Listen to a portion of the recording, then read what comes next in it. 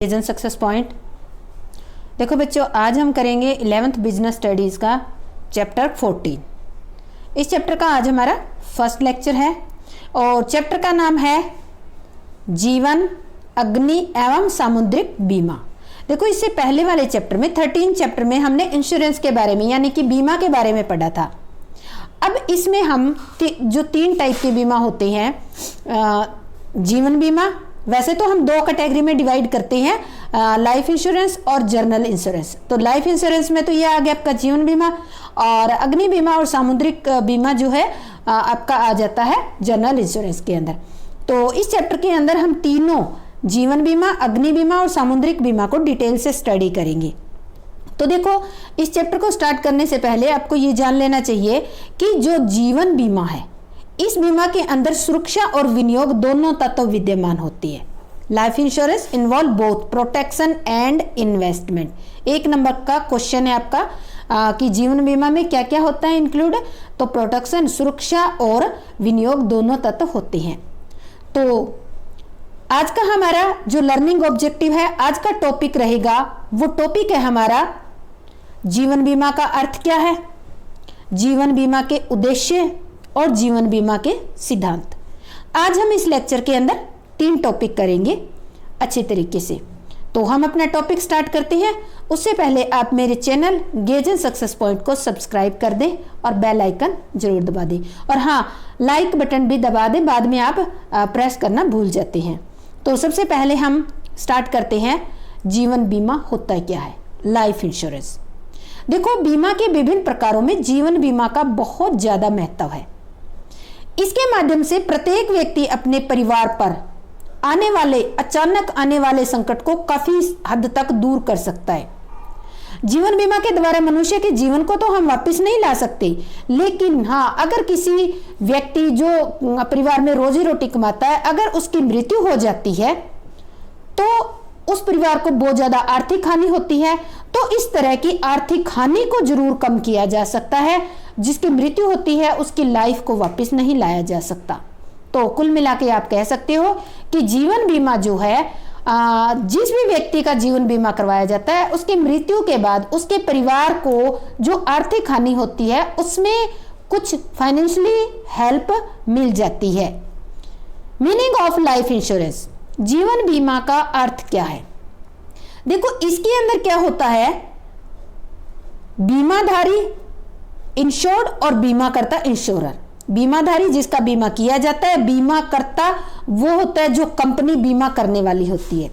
जीवन बीमा जो होता है, कुछ निश्चित किस्तें प्रीमियम के रूप में, जो साल में एनुअल किस्तें होती है, प्रीमियम के रूप में भुगतान करता है, और उसके प्रतिफल स्वरूप बीमा करता जो है, बीमा यानी कि जो कंपनी है, वो बीमाधारी को ये वचन देती है, बीमाधारी को वचन देती है कि वह एक निश्चित अवधि पूरा होने पर या फिर निश्चित अवधि से पूर्व मृत्यु होने पर निश्चित धनराशि भुगतान करेगी। देखो, 2 कंडीशन है। अगर वो व्यक्ति जीवित रहता है जिसका बीमा करवाया गया है, तो एक निश्चित अवधि, जैसे 12 ईयर लिया है तो 12 ईयर कंप्लीट होने के बाद, या फिर निश्चित अवधि 12 साल होने से पहले ही उस व्यक्ति की मृत्यु हो जाती है, तो एक निश्चित धनराशि कंपनी उसके परिवार को दे देगी। तो देखो, जीवन बीमा में सुरक्षा और विनियोग दोनों तत्व विद्यमान है। सुरक्षा कैसे और विनियोग कैसे, दोनों। निश्चित अवधि से पूर्व मृत्यु पर उत्तराधिकारी को सीमित राशि यानी कि सम एश्योर्ड अमाउंट का भुगतान प्राप्त होना सुरक्षा तत्व है। अगर व्यक्ति की मृत्यु हो जाती है तो उसके परिवार में जो है आर्थिक हानि हो जाती है। तो इस तरह से बीमा की जो अमाउंट है, राशि है, उसको उस परिवार को मिल जाता है। इससे उसको फाइनेंशियली सेफ्टी यानी कि प्रोटेक्शन मिल जाती है। तो क्या है ये, सुरक्षा तत्व। इसके विपरीत दूसरा हमारा आता है कि विनियोग। इसके विपरीत निश्चित अवधि तक बीमा धारक के जीवित रहने पर स्वयं बीमाकर्ता से पूर्व निश्चित धनराशि भुगतान प्राप्त करना विनियोग है। 12 साल का करवाया हुआ है, 12 साल तक अगर जिस भी व्यक्ति ने बीमा करवाया है उसकी डेथ नहीं हुई है, तो कंपनी क्या करेगी, जिस व्यक्ति का बीमा करवाया गया है उसी व्यक्ति को ही कंपनी भुगतान कर देती है। भारत में जीवन बीमा का मुख्य कार्य कौन करता है? जीवन बीमा से रिलेटेड बात हो रही है। तो ये life insurance corporation of India, LIC का नाम आपने सुना होगा। LIC की फुल फॉर्म बच्चों याद कर लेना, कई बार फुल फॉर्म आ जाती है 1 मार्क्स के क्वेश्चन में। LIC द्वारा किया जाता है। इसके बाद है मीनिंग हो गया हमारा। इसके बाद आती है डेफिनेशन ऑफ लाइफ इंश्योरेंस, जीवन बीमा की परिभाषाएं।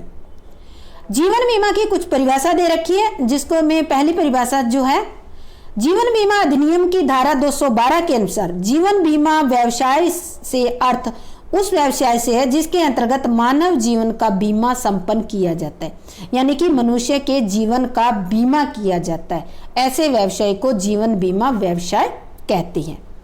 सेकंड जो परिभाषा दी है वो दी है JH मैगी के अनुसार, जीवन बीमा अनुबंध एक ऐसा ठहराव, ठहराव का मतलब होता है एक समझौता है, जिसमें बीमाकर्ता कंपनी और बीमाधारी, बीमाधारी आएगा यहाँ, बीमाधारी को एक निश्चित धनराशि निश्चित अवधि के बाद अथवा उसकी मृत्यु पर उसके लाभ को देने का वचन देता है। सेकंड नेक्स्ट हमारा है, जीवन बीमा में सुरक्षा और विनियोग दोनों तत्व विद्यमान है। Life insurance involve both protection and investment. ये क्वेश्चन एक तो इस तरीके से घुमा के आ सकता है, ठीक है, क्वेश्चन एक तो इस तरह के आ गया। दूसरा ये आ जाता है क्वेश्चन ऑब्जेक्टिव ऑफ इंश्योरेंस, यानी कि लाइफ इंश्योरेंस के ऑब्जेक्टिव क्या है, स्पष्ट लिखा होगा लाइफ इंश्योरेंस के ऑब्जेक्टिव, ठीक है, लाइफ इंश्योरेंस के ऑब्जेक्टिव। तो आपको ये ध्यान रखना है, ये क्वेश्चन दो तरीके से आ सकता है, बहुत ही इंपॉर्टेंट, मैं इसको वेरी वेरी इंपॉर्टेंट क्वेश्चन लिख रही हूं, ठीक है। जीवन बीमा में हमने देखे कि दो तत्व थे, एक तो जीवन बीमा में सुरक्षा और दूसरा विनियोग, दोनों तत्व विद्यमान है और यही इसके क्या है, उद्देश्य भी है।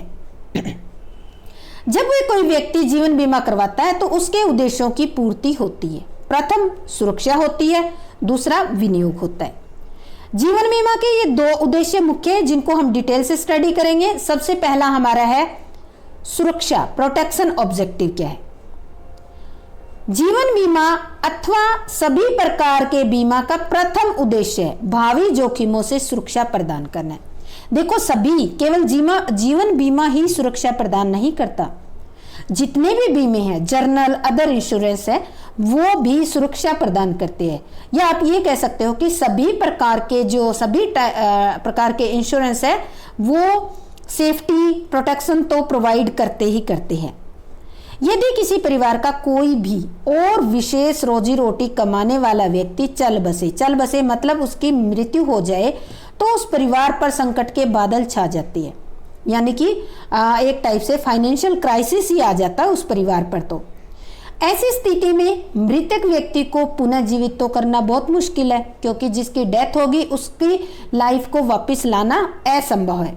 लेकिन उसकी आकस्मिक मृत्यु से जो हानि हुई है परिवार को, जो आर्थिक हानि मतलब हानि तो बहुत ज्यादा होगी, पर जो आर्थिक हानि हुई है उसको कुछ हद तक जीवन बीमा से पूरा किया जा सकता है, कुछ हद तक पूरा किया जा सकता है, कंप्लीटली नहीं। तो बीमित व्यक्ति की मृत्यु के बाद उसके परिवार को पूर्व निश्चित धनराशि प्राप्त हो जाती है। तो अगर मान लो व्यक्ति उसकी डेथ हो जाती है तो उसके परिवार को जो धनराशि, पूर्व निश्चित धनराशि मतलब जितने का उसने बीमा करवाया है उतनी धनराशि उसके परिवार को मिल जाती है, जिसे परिवार के सदस्य अपना गुजारा चला सकते हैं या कुछ टाइम के लिए जो उनकी जो आर्थिक संकट है वो टल जाता है। उसके बाद परिवार अपने आप स्टैंड हो जाता है। प्रत्येक व्यक्ति चाहता है कि उसकी मृत्यु के बाद उसके परिवार को कोई कष्ट नहीं आए, और अपने परिवार को वो कष्टों से बचाने के उद्देश्य से ही लोग क्या करवाते हैं, जीवन बीमा करवाते हैं। अब एक टूल किट है, देखो लाइफ इंश्योरेंस क्या होता है। इसका अभिप्राय ऐसे बीमे से है जिसके अंतर्गत बीमा कंपनी एक निश्चित प्रीमियम प्राप्त करने के फलस्वरूप बीमाधारी को निश्चित अवधि के पूरे होने या पूर्व मृत्यु पर एक निश्चित धनराशि देने का वचन देती है। जो अभी हम मीनिंग में पढ़ के आए सेम वही लाइन है इसमें लाइफ इंश्योरेंस के अंदर। सेकंड हमारा जो प्रिंसिपल है वो है विनियोग का उद्देश्य, इन्वेस्टमेंट ऑब्जेक्टिव। यहाँ पर क्या आएगा, ये हमारा ऑब्जेक्टिव है, ठीक है, ऑब्जेक्टिव। जीवन बीमा लोगों को न केवल भावी जोखिमों से सुरक्षा प्रदान करता, ये केवल जोखिमों से ही सुरक्षा प्रदान नहीं करता बल्कि विनियोग का भी एक बहुत अच्छा साधन है। बीमाधारी क्या करता है, जो व्यक्ति बीमा करवाता है वो क्या करता है, थोड़ी थोड़ी धनराशि जो है धनराशि बीमा प्रीमियम के रूप में बीमा कंपनी में जमा कराता रहता है हर साल। और यदि बीमे की अवधि से पूर्व ही बीमित व्यक्ति की मृत्यु हो जाती है, बीमित व्यक्ति यानी कि जिस व्यक्ति ने बीमा करवाया है, अगर जो बीमा मैच्योर होता है, इंश्योरेंस की जो मैच्योर पॉलिसी मैच्योर होती है उससे पहले ही अगर उसकी डेथ हो जाती है तो उस समय तक जमा की गई किस्तों से बहुत अधिक रुपया जो है उसके उत्तराधिकारी को प्राप्त हो जाता है। एक एग्जाम्पल लेके हम समझने की कोशिश करेंगे। उदाहरण के लिए एक व्यक्ति अपना बीमा 10 वर्ष के लिए करवाता है। यहाँ पे देखो टर्म इंश्योरेंस है। टर्म इंश्योरेंस किसे कहते हैं, जो कुछ टाइम के लिए करवाया जाए, 10 वर्ष के लिए करवाया जाता है, जिसकी वार्षिक किस्त कितनी है, 4000 रुपये। हर साल इंश्योरेंस प्रीमियम कितना देना है, 4000। और कितने हजार रुपए का बीमा है, 50,000 की पॉलिसी है। माना कि 4 किस्तों का भुगतान करने के बाद बीमित व्यक्ति की जिसने बीमा करवाया उसकी डेथ हो जाती है, तो उसके उत्तराधिकारी को क्या मिलेगा, उत्तराधिकारों को 50,000 प्लस बोनस प्राप्त होगा। जबकि अभी तक उसने कितनी किस्तें दी, 4। एक किस्त कितने की है, 4000 की, तो उसने 16,000 जमा करवाए हैं। दूसरी ओर यदि बीमित व्यक्ति 10 वर्ष तक जीवित रहता है, ये तो मृत्यु की बात थी, ठीक है, अगर वो 10 साल तक जीवित रहता है तो 10 वर्ष के बाद बीमित व्यक्ति को 50,000 और लगभग 70%, इसका 70% जो बोनस होता है, वो जो इंश्योर्ड अमाउंट होती है उसका 70% यानी कि 35,000 रुपये बोनस प्राप्त होगा। इस प्रकार टोटल अमाउंट उसको कितनी मिलेगी, कुल 85,000 रुपये, उसको टोटल अमाउंट 85,000 रुपये प्राप्त होंगे। जबकि 10 वर्षों में उसने कुल जमा कितने करवाई, 10 वर्षों में उसने केवल 40,000 ही जमा करवाई है। इस प्रकार जीवन बीमा एक अच्छा विनियोग का साधन भी है। नेक्स्ट है प्रिंसिपल ऑफ लाइफ इंश्योरेंस। जीवन बीमा के सिद्धांत क्या है, देखो इसके भी 2 मुख्य सिद्धांत है, 2 ही तो इसके ऑब्जेक्टिव है और 2 ही इसके सिद्धांत है। सबसे पहला सिद्धांत है परम विश्वास का सिद्धांत, principle of utmost good faith. ये वाला जो सिद्धांत है हमने 13 चैप्टर के अंदर भी पढ़ा है, बहुत अच्छे तरीके से डिटेल में पढ़ा है। तो ये सिद्धांत हम वैसे देख लेते हैं। इस सिद्धांत का अभिप्राय यह है कि बीमाधारी अथवा बीमाकर्ता दोनों को बीमा से संबंधित किसी भी तथ्य को छुपाना नहीं चाहिए। छुपाने का मतलब है, जैसे अगर कोई व्यक्ति अपने जीवन का बीमा करवा रहा है किसी कंपनी से, तो उस व्यक्ति का ये दायित्व बनता है कि अगर उसके शरीर में कोई भी बीमारी है तो उस व्यक्ति को वो बीमारी कंपनी को बता देनी चाहिए, ठीक है। और कंपनी की जो भी कंडीशन है, जो भी पॉलिसीज है, वो पॉलिसी भी कंपनी को उस बीमाधारी को बता देनी चाहिए। परम विश्वास का मतलब है कि दोनों को, कंपनी को और बीमाधारी को, कोई भी इंफॉर्मेशन एक दूसरे से छुपानी नहीं चाहिए। अगर मान लेते हैं जो व्यक्ति बीमा करवा रहा है वो व्यक्ति, उस व्यक्ति की बीमारी है, कोई खतरनाक बीमारी है, परंतु इस व्यक्ति ने जब इंश्योरेंस करवाया तब बीमा कंपनी को ये रहस्यमयी बीमारी नहीं बताई। कुछ टाइम के बाद इसी बीमारी के कारण जो है व्यक्ति को मृत्यु हो जाती है, और जब कंपनी को ये पता चलता है कि ये बीमारी पुरानी है और इसकी वजह से इसकी मृत्यु हुई है, जो कि कंपनी से इस बात को इस व्यक्ति ने छुपाया है, तो ऐसी कंडीशन में अगर कोई भी बात छुपाई जाती है तो जो भी बीमा पॉलिसी का कॉन्ट्रैक्ट है वो कैंसिल हो जाता है। तो प्रिंसिपल ये कहता है, principal the utmost good faith principal ये कहता है कि कंपनी, बीमा करने वाली कंपनी, बीमाकर्ता और बीमाधारी, जिस व्यक्ति का बीमा किया जा रहा है, दोनों को ही आपस में विश्वसनीय तरीके से कंप्लीट इंफॉर्मेशन एक दूसरे को बता देनी चाहिए। नेक्स्ट हमारा प्रिंसिपल है प्रिंसिपल ऑफ इंश्योरेबल इंटरेस्ट, बीमा योग्य हित का सिद्धांत। यह सिद्धांत भी हमने इससे पहले वाले चैप्टर में बहुत अच्छे तरीके से किया है। हित का मतलब होता है एक दूसरे के अंदर कुछ अपनापन होना या कुछ क्लोज रिलेशन, अधिकार होना, ये कह सकती हो आप। इस सिद्धांत के अनुसार बीमा करने वाले का बीमा किए जाने वाले व्यक्ति के जीवन में बीमा योग्य हित होना चाहिए। आप उसी व्यक्ति का बीमा करवाओगे जिस व्यक्ति पर आपका कोई ना कोई अधिकार है। क्या आप अपने पड़ोसी का बीमा करवाते हैं? नहीं करवाते। हाँ, आप अपने बच्चों का बीमा करवाते हैं, अपनी पत्नी का करवाते हैं, पत्नी अपने पति का करवाती है। क्यों? क्योंकि उनमें एक दूसरे का बीमा योग्य हित है, यानी कि एक दूसरे पर अधिकार है। इसका अर्थ यह है कि यदि बीमा किए जाने वाले व्यक्ति के जीवन को किसी प्रकार की हानि होती है, अधिकार का मतलब है, मान लेते हैं अगर ये बीमा किए जाने वाले व्यक्ति को किसी प्रकार की हानि होती है तो बीमा कराने वाले व्यक्ति को उससे आर्थिक हानि उठानी पड़ती है। मान लेते हैं एक पिता अपने बेटे का इंश्योरेंस करवाता है, ठीक है।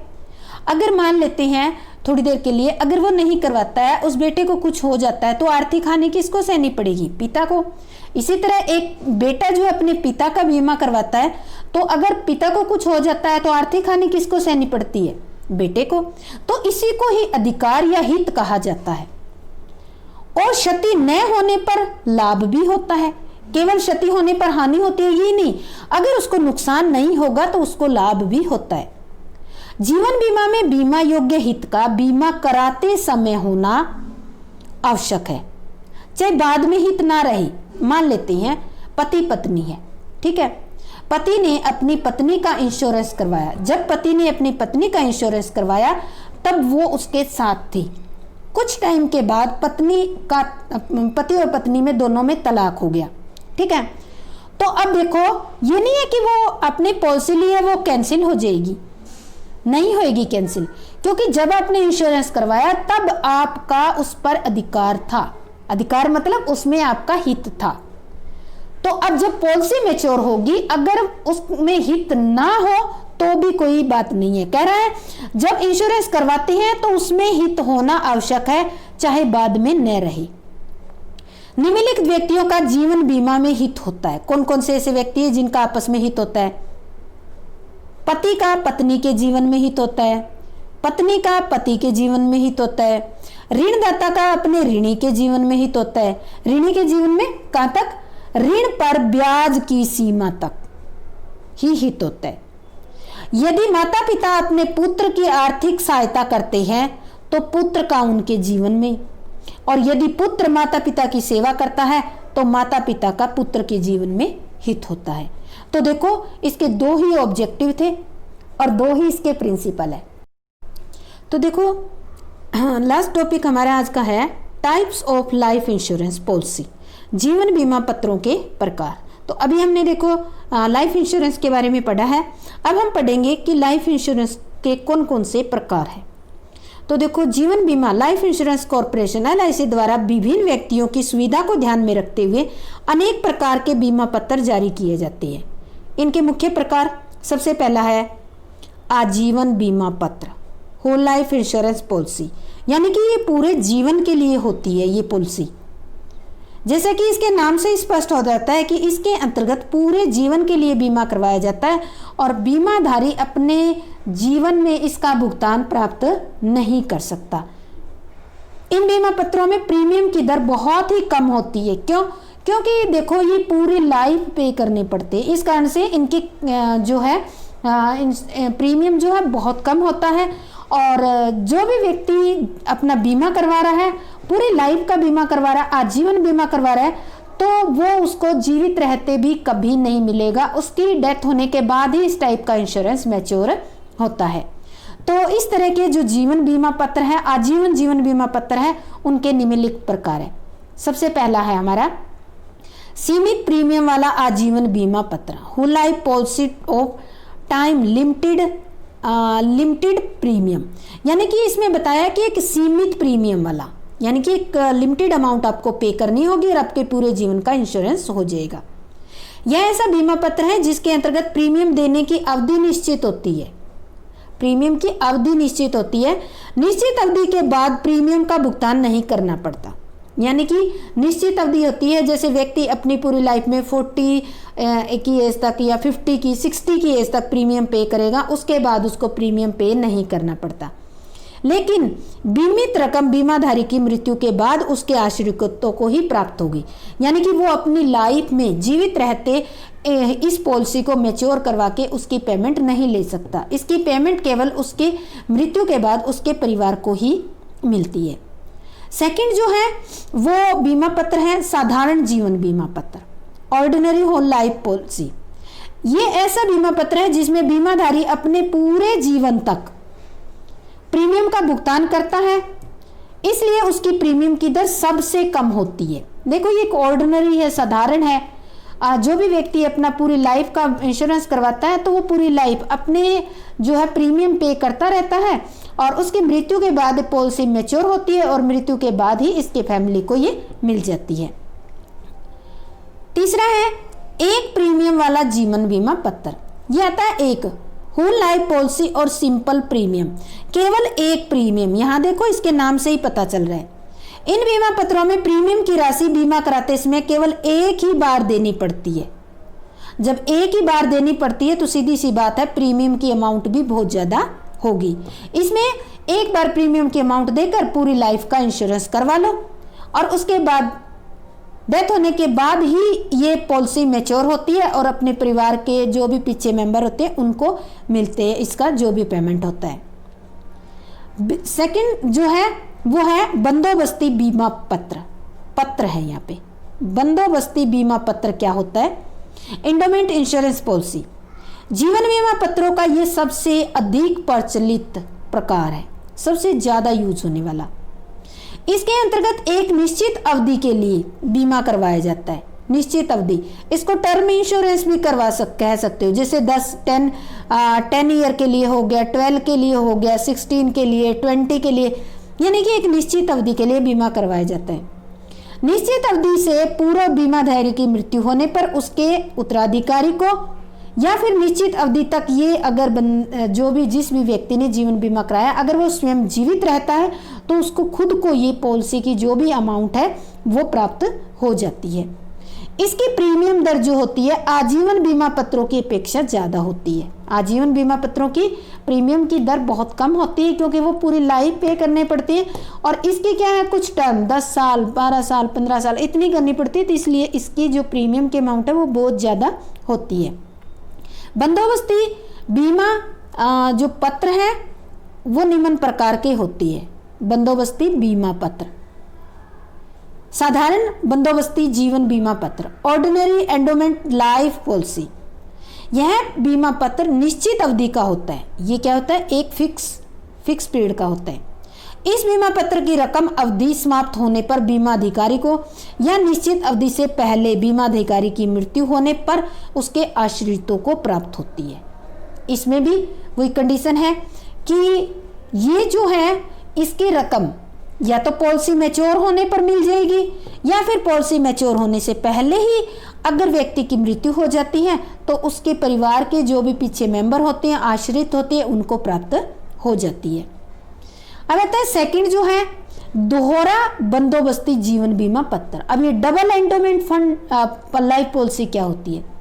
इसके अंतर्गत बीमाधारी की मृत्यु निश्चित अवधि से पूर्व होने पर, जैसे 12 साल की पॉलिसी ली है तो 12 साल से पहले अगर व्यक्ति की मृत्यु हो जाती है तो बीमा पत्र की राशि उसके आश्रितों को प्राप्त हो जाती है और यदि बीमाधारी उस तिथि तक जीवित रहे तो बीमा पत्र की राशि दुगने के बराबर प्राप्त होती है। देखो अगर उसकी मृत्यु हो जाती है तो नॉर्मल अमाउंट उसके परिवार को मिलता है, अगर वो जीवित रहता है तो उसको डबल अमाउंट मिलती है, दुगनी राशि मिलती है। इसी कारण से इसको दोहरा बंदोबस्ती जीवन बीमा पत्र कहा जाता है। इसी कारण से इसका नाम भी यही पड़ गया। तीसरा आता है विलंबित बंदोबस्ती जीवन बीमा पत्र, डेफर्ड एंडोमेंट लाइफ पॉलिसी। बीमा पत्र की राशि का भुगतान एक निश्चित अवधि के बाद ही प्राप्त होता है, चाहे बीमाधारी की मृत्यु पहले ही क्यों ना हो जाए। अगर मान लेते हैं 12 साल का करवाया है इंश्योरेंस, अगर मान लेते हैं 10 साल के बाद बीमाधारी की मृत्यु हो जाती है तो भी पेमेंट कब मिलेगी, 12 क्रॉस करने के बाद ही मिलेगी, क्योंकि इसके नाम से पता चल रहा है इसकी पेमेंट 12 ईयर कंप्लीट होने के बाद ही मिलेगी, चाहे व्यक्ति की मृत्यु पहले हो जाए चाहे ना हो। तो ये था हमारा जीवन बीमा का जो टॉपिक है। उम्मीद करती हूं कि आपको अच्छी तरीके से समझ में आ गया होगा।